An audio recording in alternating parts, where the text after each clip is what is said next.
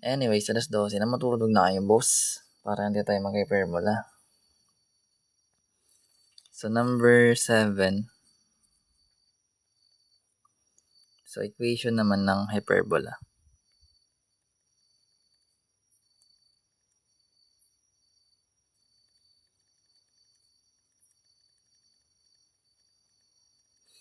So, ito medyo tricky ito actually.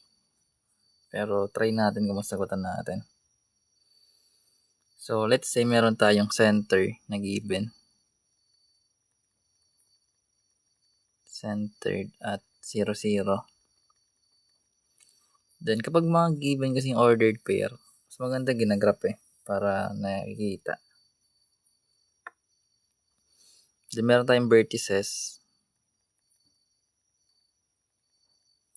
na plus minus 4, 0. And meron tayong foci na plus minus 5, 0. So, pag mayroong plus minus guys, ibig sabihin meron yung both left tsaka sa right na. So, pag ginrap mo siya, maintindihan mo yan kung ano ibig sabihin. Yung hyperbola kasi dalawa yung parabola na opposite. Anyways. So, kapag yung vertices natin guys is nasa ganitong form or nasa x-axis, ibig sabihin yan, horizontal yung itsura niya. So, graph natin para maintindihan. So, meron tayong center. Ito yun. Center to 0, 0 siya Nasa center talaga. Alam natin yun sa origin. Then, lagay natin yung vertices. So, meron tayong 4, 0, positive. 1, 2, 3, 4, 0. Ito yung vertex 1 natin. Then, 4 din sa left. Ito yung vertex 2. Then, punta tayo sa foci. 5, 0 yan, no? So, dagdagan tayo ng 1. Ito yung F1. Then, sa kabila naman, yung F2. So, dahil yung hyperbola, guys, is parehas siya, sabihin natin na parabola na dalawa. So, kung nasan nakalagay yung focus, dun siya naka-open. Sa paganti itsura niya.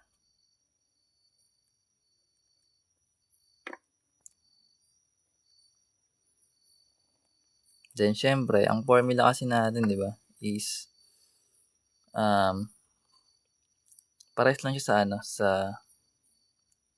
sa ellipse, pero naka-minus lang. So, bari magkakaroon tayo ng x squared over a squared minus y squared over b squared equals 1. Ito, hindi ibig sabihin na tawag dito. Paano ba ito explain? Walang case dito kung ano yung A or B. Hindi siya katulad sa ellipse na A greater than B. Nagbabago dito yung x and y.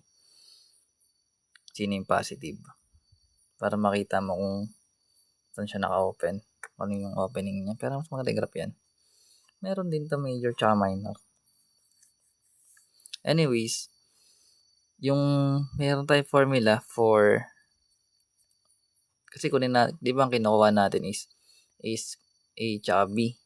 Ito kasing sa vertex natin, yung vertex or yung vertices siya yung sa A. Then yung foci, eto sito. So yung sa B natin, makukuha natin siya sa minor. Tawag dito.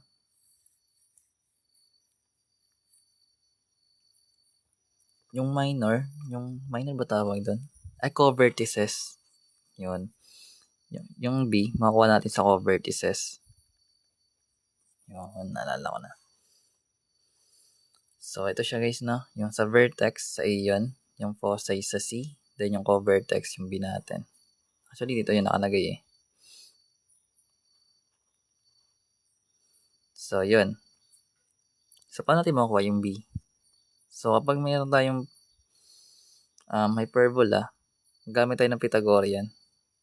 Like yung C squared equals A squared plus B squared. Dito mo yung makukuha yung A, B, tsaka C kung ano yung given. So, remember, yung vertex natin, di ba? Or yung vertices natin is plus 4. So, ibig sabihin, yung A natin doon is 4. Kasi pag yung distance na ito hanggang dito, 4 units. So, yung A natin is 4. So, magkakaroon tayo ng A which is 4. Then, yung B natin wala, di ba? Pero meron tayong C, yung foci. Yung distance din yun, guys, ng center to vertex. Sa foci, I mean. So, 1, 2, 3, 4, 5. So, meron tayong C, which is 5. So, kailangan natin kunin yung B. Susundan. Wherein, 3, 4, 5 naman to. May gets natin yan. So, meron tayong 5 squared equals 4 squared plus B squared. Oo, di distance lang siya. So, magiging 25 equals 16 plus B squared. Then, magiging 25 minus 16 equals B squared. Magiging 3. Then, 9 equals B squared. So, yung square root ng B squared natin, tsaka ng 9, is magkakaroon tayo ng plus minus 3. So, dito guys, galing sa center, 3 units up tsaka down yan. So, 1, 2, 3. Ito yung CB1 natin. Then, 3 units down din. CB2. Then, gagawa ka dyan ng box para sa mga vertices. Tapos, dito yung asymptote niya sa gilid. Pero, kinukuha lang naman natin kasi guys is yung yung equation. Papyaw lang naman to. Then, nakuha na natin yung A tsaka B natin. Square na lang natin yun. Then, yun na. Makuha na natin yung sagot. So, magkakaroon tayo dito. Galing dito. Yung X natin, remember, yung center natin is 0, 0, di ba? So, walang pair yung X and Y. So, magkakaroon tayo ng X squared over yung A squared natin. Kung yung A natin is 4, pag squared natin, magiging 16 yan. Then, minus yung Y squared over yung 3 squared, magiging 9 equals 1. And same process yan. Kapag gusto mo magunin yung general formula, LCM mo lang, then simplify. Sundan. Sundan ba? Hindi. Pero pag guys, dito na sundan guys, meron dito yan. Sa YT. May mga playlist yan, marami ang bids niyan. Anyways, next number 8. Sana sundan, no? Hindi sayang po yet.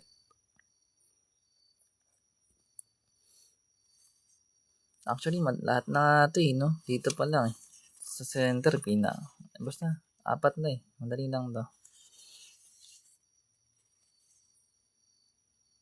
Ganun pa rin. Tulad na ito, may H tsaka K.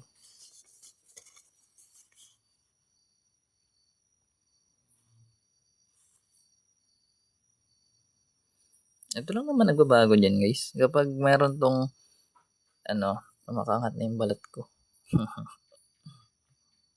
Yan. Kapag meron tong other numbers, lalagay mo lang dito yun. Sa X, naka-partner niya. Basta minus H tsaka minus K. Anyway, so let's say meron tayong given ulit. Or yung equation of a hyperbola ulit yung hinahanap. So, hindi nyo naintindihan. Katulad na ito. Hindi mo ito naabutan. Ito rin formula nyo. Naka-minus lang to. Basta yung X, H yun lagi. Igagi. Sulatan. Ito yung nakalagay. Then yung K. Maya, paliwanag natin. Anyways. Ayaw matulog.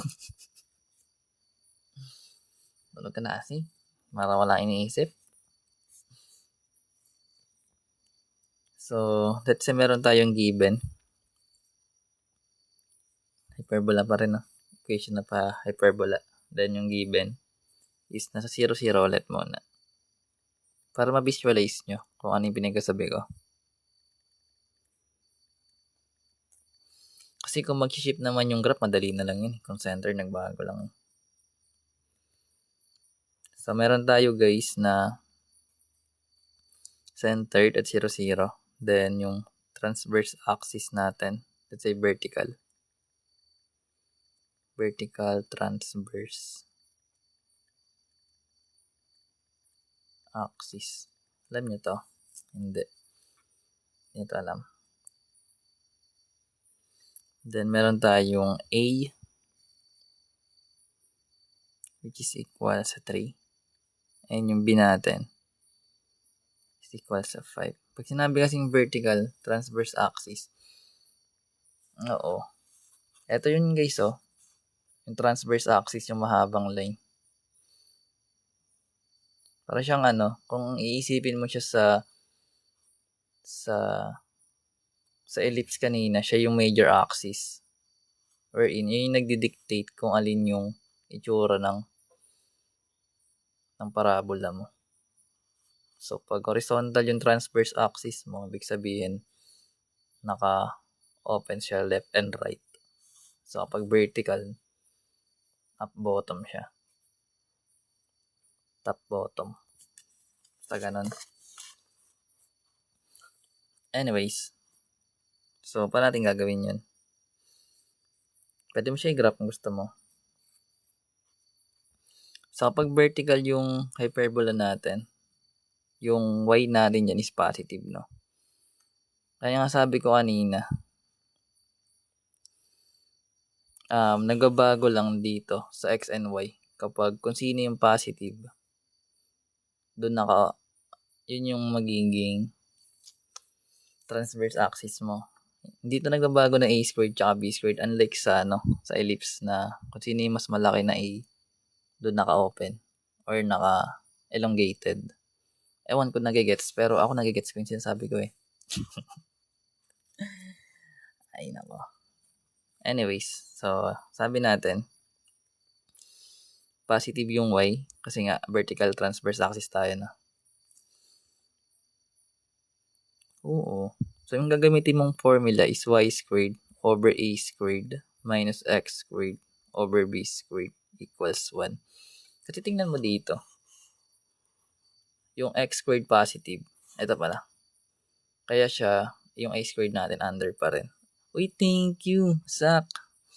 Pwede na mag-end live. Then kapag bakit sinabi kong minus yung y natin? Kasi katabi niya yung minus sign.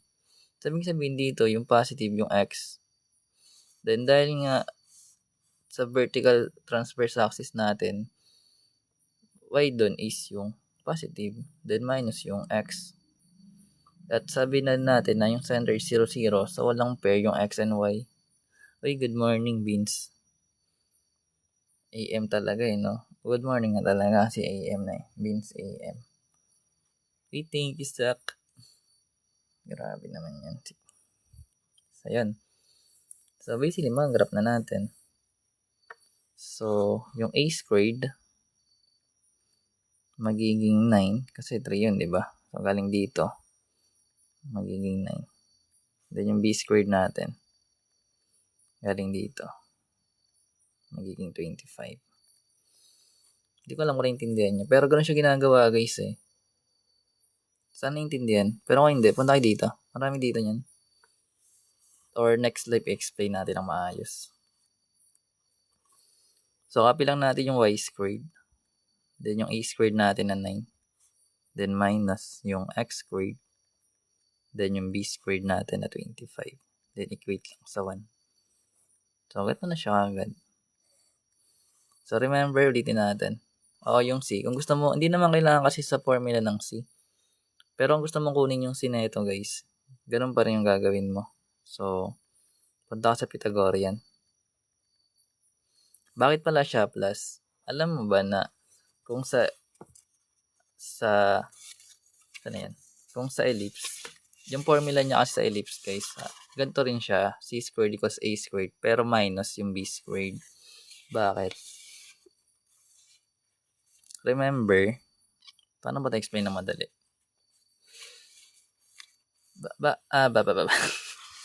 Dito, meron tayong c squared equals a squared minus b squared.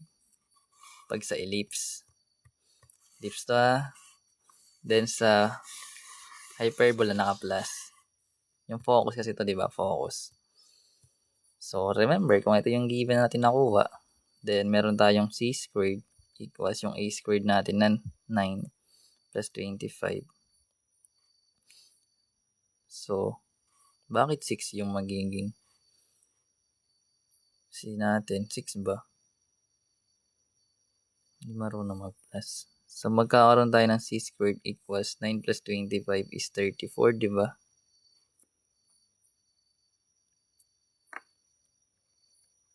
Then, square siya both side.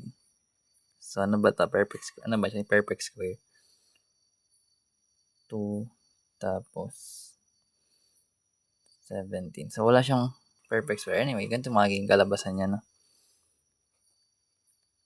Plus minus. So, ito yung magiging sagot niya dyan. C. So, pag in-wrap mo kasi to guys, something, ganito pag in-wrap natin, hirapan ako So, pag in-wrap, yung mga given, plug lang. Yung A, B, tsaka yung square root of 34 natin. So, ito yung center. Then, yung transverse axis natin is vertical. So, ibig sabihin, yung A natin, 3 units. Paangat.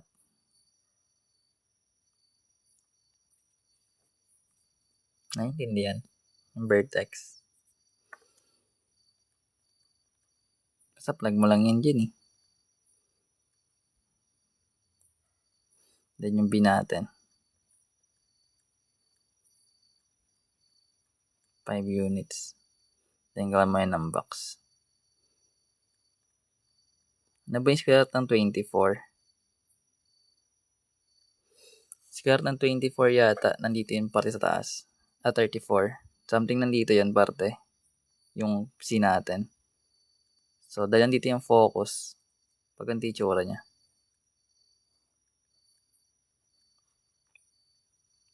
Something like this.